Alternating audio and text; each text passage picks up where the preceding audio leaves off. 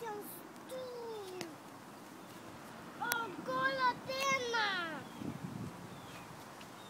Oj då. Oj, Lägg den, Valle. ja, lägg den i en skål. När jag har haft massa då så kan du ju ta ett foto. Okej. Skicka till mamma och visa många såna här hallon med jordgubbar och sånt.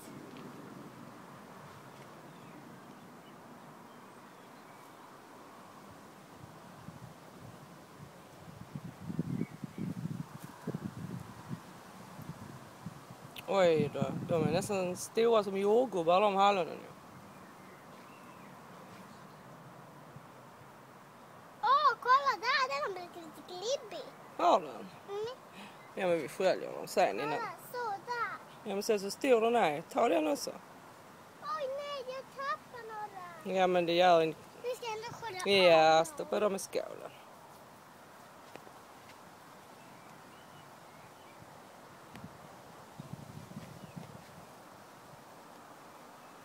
Och de små, jag kan ta några små också. Ja. Ta de stora annars. Det är många sådana. Har du smakat på dem som de är? Nej. Åh nej. Där är stora där. Det var en jordgubb som var väldigt stark. Men var det? Nej, de ser ut som jordgubbar. Ja, där är en stor. Kan du ta den för jag lovar inte dem.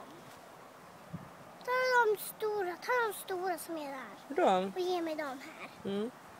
De är jättegoda tror jag. Ja, det tror jag också.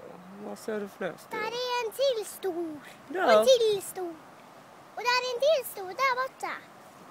Men man har stora överallt ju. Ta den stora. Mm. Ta stora och små och sådana. Så ska jag visa. Ja. Jag får spara lite till farfar också. Ja, det får du göra. Men jag ska inte ta alla.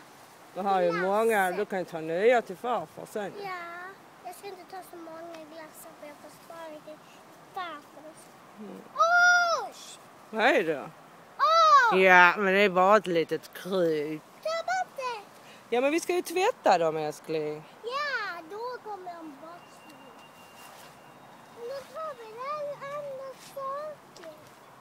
Ja, då både smultron, hallon och jordgubbar där är ju. Mm. Ska du plocka mer?